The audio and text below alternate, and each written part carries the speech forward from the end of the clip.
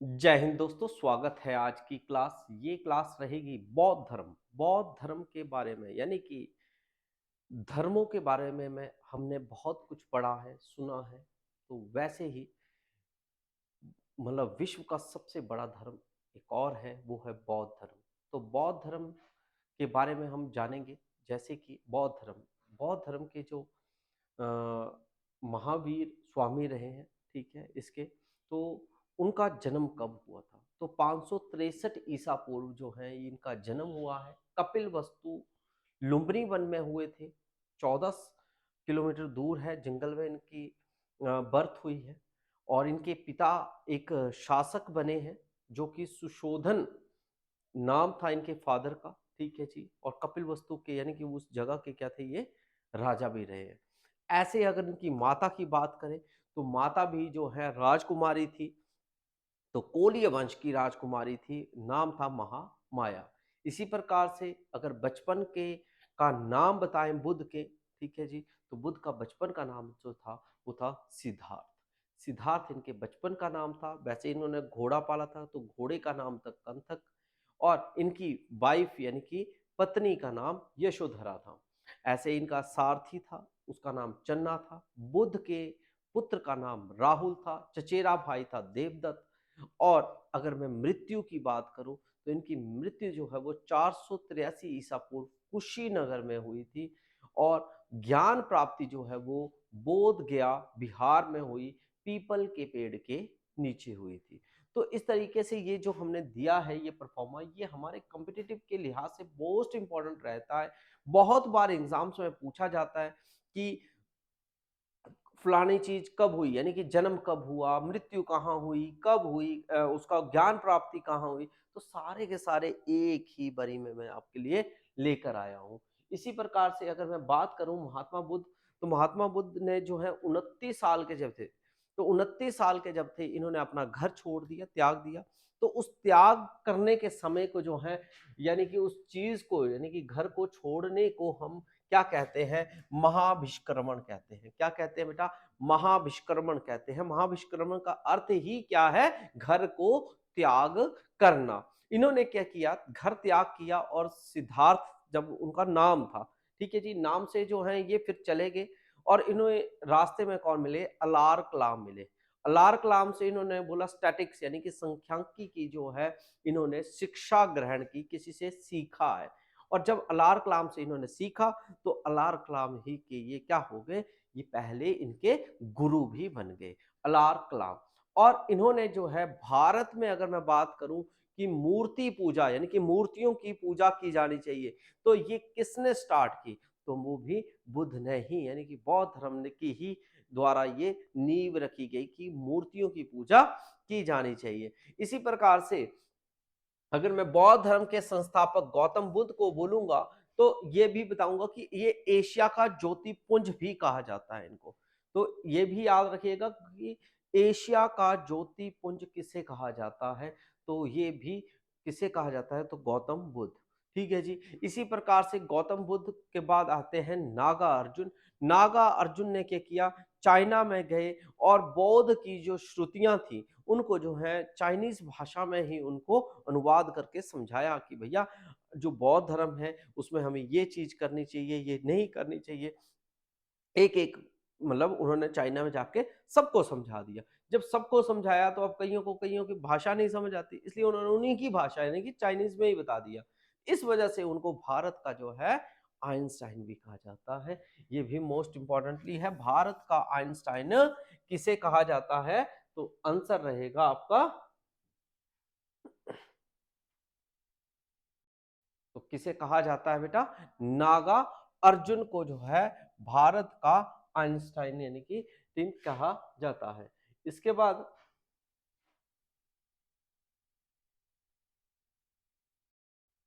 तो उन्हें क्या कहा जाता है? भारत का आइंस्टीन कहा जाता है। ठीक है जी। किसको? नागा अर्जुन को। नागा अर्जुन को भारत का आइंस्टाइन क्यों कहा जाता है? क्योंकि इन्होंने चाइना में जाके चाइनीज ही भाषा में उनको उनकी श्रुतियों को समझाया था। इसके बाद आ जाता है बुद्ध का अर्थ क्या होता है? बुद्ध का अर्थ होता है ज्ञान, नॉलेज। ठीक है। और बुद्ध को जो है ज्ञान प्राप्ति की अगर बात करूं तो वो कौन सी नदी के किनारे हुई है, तो फल्गु नदी, नदी यानी कि रिवर का नाम है फल्गु रिवर, यानी कि नदी के किनारे पीपल के पेड़ के नीचे जब इन्होंने तपस्या की थी तो वहां पर इन्हें ज्ञान प्राप्ति हुई थी। और मृत्यु की अगर हम बात करेंगे तो शाल के वृक्ष के नीचे जो है इनकी मृत्यु हुई थी। और इन्होंने अपना जो भाषण बोल सकते हैं या अपने प्रवचन जो है वो पहली बार किस भाषा में दिए थे, तो पाली भाषा में जो है इन्होंने प्रचार किया था। अपने सभी जो मतलब धर्म का प्रचार करने गए थे तो किस भाषा में किए थे, पाली भाषा में जो है प्रचार किया था। इसी प्रकार से बौद्ध धर्म से और भी जुड़ा हुआ है कि बौद्ध धर्म के स्तूप कौन कौन से हैं, तो ये सांची के स्तूप आपने याद रखना है, मध्य प्रदेश में है।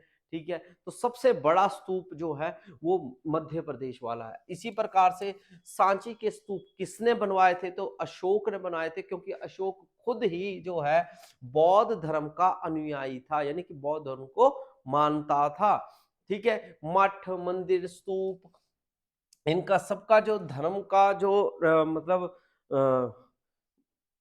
लिंक है, यानी कि जैसे मूर्तियों से जुड़े हुए हैं, तो मूर्ति पूजा किससे जुड़ी हुई है, बौद्ध धर्म से, तो बौद्ध धर्म से ही जुड़े हुए हैं। मठ जितने भी होंगे, मंदिर है, टेम्पल्स है, वो सभी क्या है, मूर्तियों पर डिपेंड है, तो मूर्तियां जो है वो सभी सभी बौद्ध धर्म से जुड़ी हैं। इसी प्रकार से अजंता एलोरा की गुफाओं की अगर हम बात करें तो वो भी बौद्ध धर्म से ही जुड़ी हुई हैं, उसके अंदर भी बौद्ध धर्म के जो है आपको क्या मिलेंगी, मूर्तियां मिल जाएंगी जी। इसी प्रकार से शिशु मेला, शिशु मेला भी लगता है जी, ये कहाँ पे शिशु में लगता है, मनाली साइड है। ठीक है जी, वो किस धर्म से जुड़ा है, तो ये बौद्ध धर्म से जुड़ा है। इसी प्रकार से शान और शाबू लोक नृत्य हैं, ये भी किससे जुड़े हुए हैं, बौद्ध धर्म यानी कि महात्मा बुद्ध किससे ही जुड़े हुए हैं। और जब बुद्ध की मृत्यु हो गई तो उसके बाद जो है बौद्ध धर्म को के की संगतियां बिठाई गई, बैठकें हुई, तो अलग अलग बैठकें हुई हैं। तो पहली बैठक जो हुई थी वो 483 ईसा पूर्व हुई थी। राजगृह जो था वो स्थान है, और अध्यक्ष उसके महाकश्यप थे, जो कि उस वक्त अगर हम बात करें कि शासन किसका था, कौन राजा था, तो अजात शत्रु जो था उसके शासन काल में पहली संगति हुई है। मोस्ट इंपॉर्टेंट क्वेश्चन रहेगा कॉम्पिटिटिव के लिहाज से कि महात्मा बुद्ध की जो है कि पहली संगति कब बैठी थी, तो पहली संगति 483 ईसा पूर्व राजगृह में बैठी थी। और किसके शासन काल में, उस वक्त कौन राजा था, तो अजात शत्रु था। ठीक है, इसी प्रकार से दूसरी जो है 383 में विशाली में बैठी थी, कालाशोक के काल में। ये आगे आगे आने वाली वीडियोस में आप देख सकते हो कि कालाशोक कौन था, अजात शत्रु कौन था, इसकी पूरी डिटेल्स जो है मैंने 1 to 1 जो है आपको इसी हिस्ट्री में दी हुई है। इसी प्रकार से तीसरी जो है 255 यानी कि पाटलिपुत्र अशोक के द्वारा जो है की गई थी। और चौथी संगति जो है वो कुंडल वन में पहली सदी में यानी कि कनिष्क के द्वारा निकाली गई है, यानी कि करी गई थी। तो इस तरीके से जो है बौद्ध धर्म की संगतियां, यानी कि टोटल संगतियां कितनी बैठी हैं बेटा, 4 संगतियां हुई हैं। कितनी संगतियां हुई हैं, 4 संगतियां हुई हैं। और पहली संगति जरूर याद रखिएगा अजात शत्रु के काल में हुई थी। इसी प्रकार से अगर मैं आगे बात करूं कि जब ये बौद्ध धर्म टूट गया तो ये 2 भागों में टूटा हुआ था।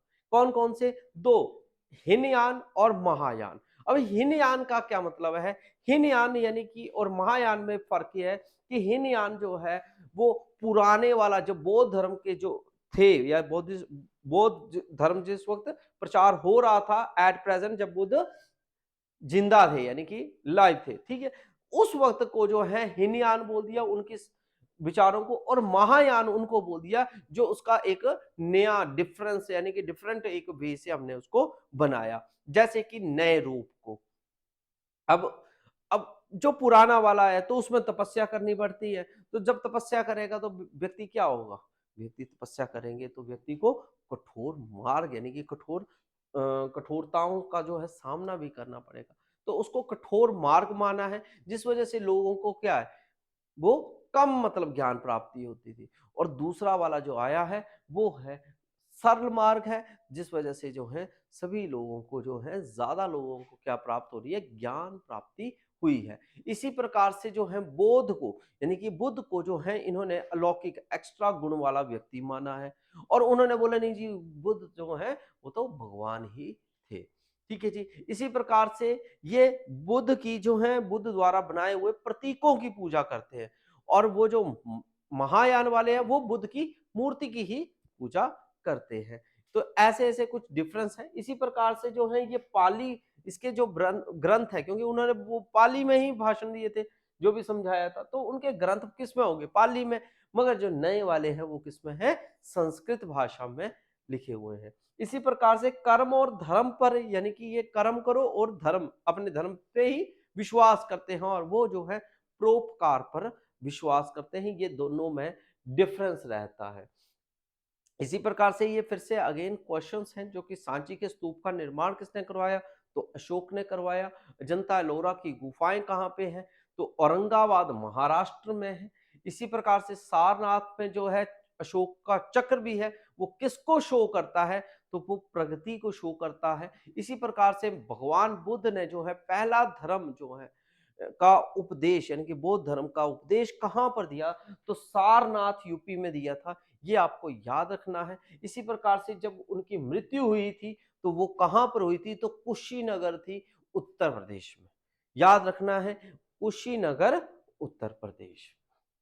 आफ्टर देन दूसरा धर्म अब इसके बाद आ जाता है, वो है जैन धर्म। जैन धर्म यानी कि प्रारंभिक नाम जो है वर्धमान था, जिन्होंने इसकी इन्वेंशन की थी। जन्म कहाँ हुआ था? तो 540 ईसा पूर्व इनका जन्म हुआ है, और स्थान कौन सा था? वो था कुंड ग्राम, यानी कि वैशाली। पिता का नाम सिद्धार्थ था, जो कि जात्रक के मुखिया यानी कि एक प्रकार के प्रधान ही थे। ठीक है। माता जो थी त्रिशला थी, जो कि एक राजा है चेतक, उसकी लिच्छवी राज्य का, तो उसकी बहन थी। और पत्नी की अगर हम बात करें तो इनकी पत्नी का नाम था यशोदा, और साथ में इनकी पुत्री का नाम प्रियदर्शना था। इनके दामाद हुए हैं, दामाद ने का नाम था जामिन, जो कि इनके पहले स्टूडेंट भी रहे हैं। ठीक है। इसी प्रकार से अगर हम ज्ञान प्राप्ति की बात करें कि इनको ज्ञान प्राप्ति कहाँ पर हुई थी, तो त्रिजुपालिका नदी के किनारे, यानी कि झुम्बिक गांव में जो है साल के वृक्ष के नीचे ये बैठे थे, तो उसमें जो है इनको ज्ञान प्राप्ति हुई है, और इन्होंने अपना उपदेश जो है वो राजगृह में दिया था। अब सबसे पहले क्या आता है कि तीर्थकर क्या होते हैं? तीर्थकर, तीर्थकर का मतलब होता है जो कि हमें संसार में आत्मज्ञान की शक्ति देते हैं। ठीक है। अब जो जो हमें समझाएंगे वो सारे तीर्थकर ही कहलाएंगे, यानी कि जो जो व्यक्ति आते हैं अपने प्रवचन देते हैं, तो वो क्या कहलाते हैं? तीर्थकर, यानी कि जो हमें संसार जो है रूप सागर से जो है पार लगाने में जो है हमें हेल्प करे। ठीक है जी। तो उसे तीर्थकर कहते हैं। ऋषभदेव जो है पहले इस जैन धर्म के जो है संस्थापक। ठीक है जी। याद रखना है, ऋषभदेव जो है प्रथम संस्थापक और जैन धर्म के अनुयायी, यानी कि पहले व्यक्ति भी वही थे। और इन्होंने जो अपना चिन्ह है, प्रतीक चिन्ह, ठीक है, वो किसको बनाया था? सांड को बनाया था। और इसी प्रकार से जैन धर्म के 24वें तीर्थकर जो थे, लास्ट अंतिम में महावीर स्वामी थे। ये मोस्ट इंपॉर्टेंट रहेगा, महावीर स्वामी 24वें तीर्थकर भी रहे हैं और अंतिम भी रहे हैं। और इन्होंने जो अपना प्रतीक चिन्ह है वो शेर को बनाया था। किसको बनाया था? शेर को बनाया था। और अगर हम बात करें कि 23वें कौन थे, तो वो पार्श्वनाथ थे। कौन थे? पार्श्वनाथ थे। और जो इन्होंने झारखंड के सम्मेद, यहाँ पर है सम्मेद शिखर पर जो है इन्होंने ज्ञान प्राप्ति हुई, मतलब नॉलेज दिया इन्होंने। यहाँ पर झारखंड में है सम्मेद शिखर, वहां पर ज्ञान प्राप्ति हुई। और इन्होंने 4 नियम बताए कि हिंसा नहीं करनी है, सदा सच बोलना है, चोरी नहीं करनी है, और संपत्ति को भी नहीं रखना है। और उसके बाद जो है पार्श्वनाथ के बाद स्वामी ये जो थे, ये 250 साल पहले हुए थे, मतलब 250 साल पहले के ये रहे थे। ठीक है जी।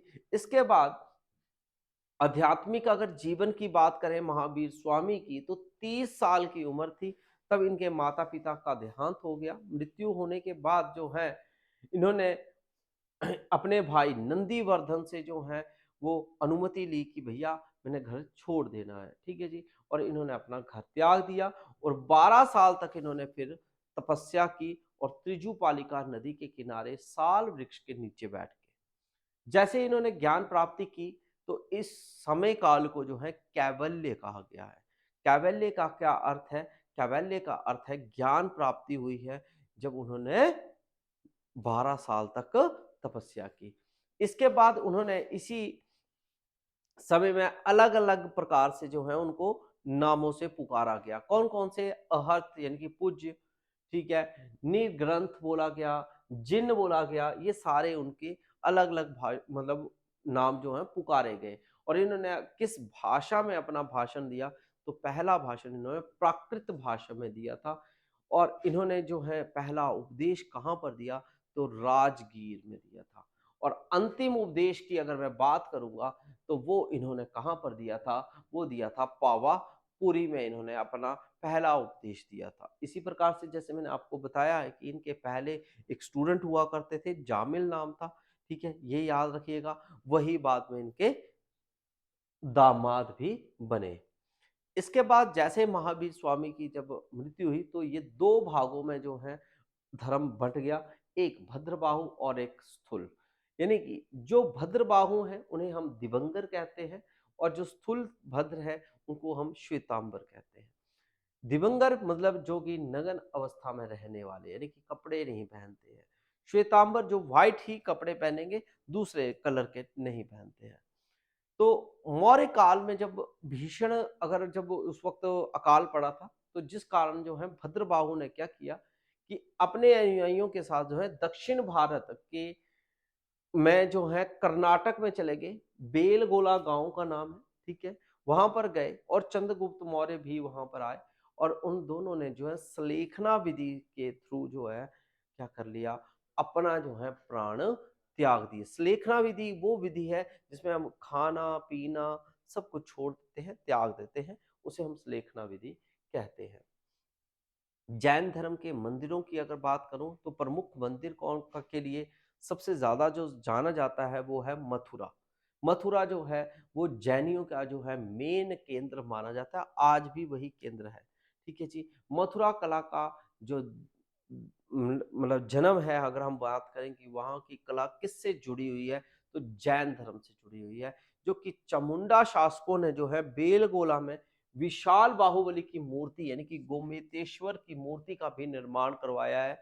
ये गोमेतेश्वर की मूर्ति यानी कि इंडिया की जो है दूसरे नंबर की सबसे ऊंची मूर्ति है। पहली अब जो है वो हमारी सरदार वल्लभ भाई पटेल की है बेटा, और उसके बाद जो है गोमेतेश्वर की ही मूर्ति थी, ठीक है। तो आपको लर्न रखना है कि ये भी चामुंडा शासकों ने बनवाई थी। बेलगोला कहाँ पर है?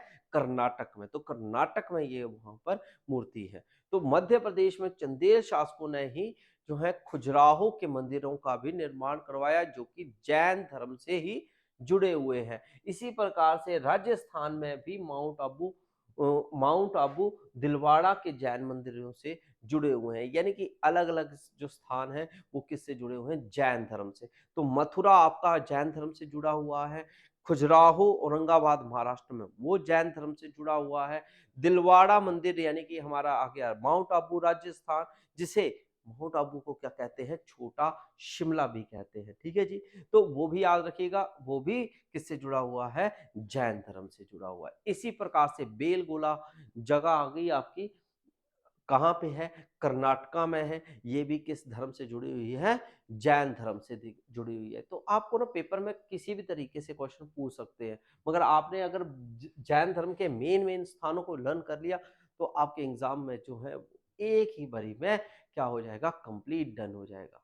इसी के बाद जो है हमारा नेक्स्ट धर्म आता है इस्लाम धर्म। इस्लाम धर्म के जो है संस्थापक पैगंबर मोहम्मद को माना जाता है, जिनका जो जन्म है 570 ईस्वी में जो है हुआ था, और पिता का नाम जो था वो अब्दुल्ला था, माता का नाम था अमीना। इसी प्रकार से अगर ज्ञान प्राप्ति की बात करें, तो वो हीरा गुफा में इनकी को ज्ञान प्राप्ति हुई, मक्का में 610 ईस्वी में। इसी प्रकार से पत्नी का नाम अगर पूछा जाए तो खदीजा नाम था, और पुत्री का नाम फातिमा पवित्र ग्रंथ जो है वो कुरान को मानते हैं। जितने भी मुस्लिम हैं, आपको भी मालूम है, सबको मालूम है, कुरान को मानते हैं। और मृत्यु की अगर बात करें पैगंबर हजरत मोहम्मद की, तो 8 जून 632 ईस्वी को जो है मदीना में इनको दफनाया गया है। इसी प्रकार से जीवन परिचय की बात करूं तो हजरत मोहम्मद साहब को जो है इस्लाम धर्म का संस्थापक माना जाता है। 25 साल की जब ये थे तो इन्होंने एक विधवा थी, विधवा का नाम था खदीजा, उसके साथ इन्होंने शादी की। 24 सितंबर 622 ईस्वी को जो है पैगंबर मोहम्मद के मक्का मदीना की यात्रा की और इस्लाम धर्म में जो है मुस्लिम संवत यानी कि हिजरी संवत बोलते हैं, तो कैलेंडर की जो है इन्होंने का नाम दिया गया, यानी कि इसके नाम से जो समय को माना गया। इसी प्रकार से जो है देवदूत थे गैब्रियल, उन्होंने पैगंबर मोहम्मद को जो है कुरान अरबी भाषा में प्रशिक्षित किया, यानी कि ट्रांसलेट करके इनको बताया गया। और मोहम्मद ने जो है पैगंबर मोहम्मद ने कुरान की शिक्षाओं का पर ही उपदेश दिए। और इसी प्रकार से जो है नमाज नमाज जहां पढ़ते हैं, जिस दिशा में पढ़ते हैं उस दिशा को हम किबला कहते हैं। क्या कहते हैं?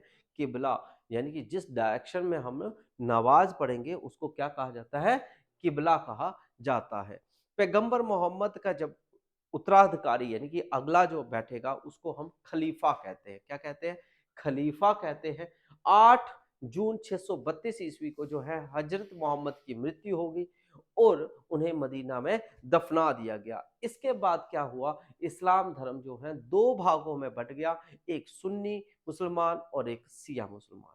अब सुन्नी मुसलमान जो कि सुन्ना पर जो है विश्वास करते हैं, जो कि पैगंबर मोहम्मद के कथनों और विवरणों का पर ही बात करते थे, यानी कि जो पैगंबर मोहम्मद बोल गए उन्हीं के ऊपर काम करते थे, यानी कि उन्हीं के ऊपर विश्वास करके जैसा बोला वैसा वैसा करते हैं।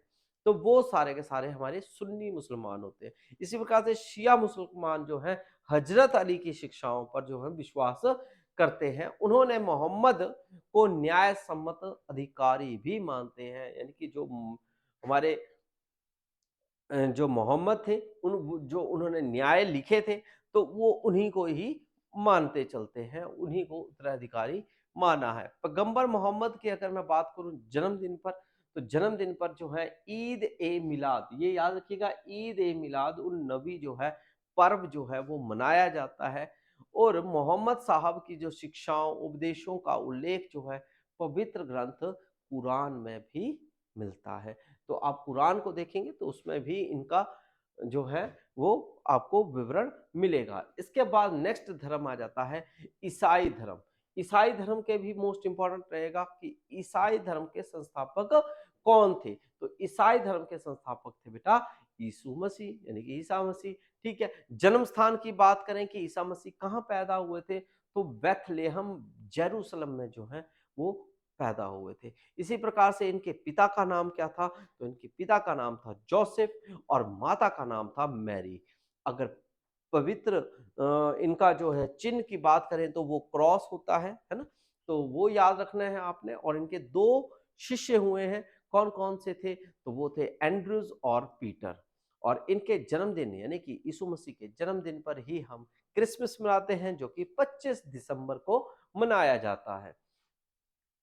अब थोड़ा-सा हम इसका डिटेल जान लेते हैं। तो यीशु मसीह जो थे 30 वर्ष तक जो है बढ़ई जो लकड़ी का काम करते हैं, उनके पास जो है या उनके घर में रहे हैं, जो कि बेथलेहम के निकट ना नाजरेथ स्थान है, वहाँ पर रहे हैं। फिर 33 ईस्वी में जो है इन्हें सूली पर लटका दिया जाता है।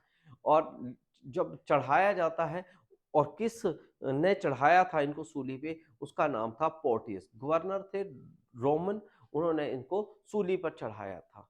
और ईसाई धर्म के जो लोग हैं वो ईश्वर जो है यानी कि पिता को, और ईश्वर ही पुत्र को, ईश्वर ही पवित्र आत्मा को, तो ये सब पर जो है विश्वास करते हैं, सबको ये ईश्वर के ही बराबर मानते हैं। इसके बाद आता है हमारा मगध का उत्कर्ष, जो कि हमारी नेक्स्ट वीडियो में आपको देखने को मिलेगा। आई होप आपको धर्मों से जुड़े हुए सभी क्वेश्चंस के जवाब मिल गए होंगे। आपने इनके नोट्स बनाइए, नेक्स्ट वीडियो के लिए टैप करिए। तब तक के लिए जय हिंद, जय भारत, जय हिमाचल।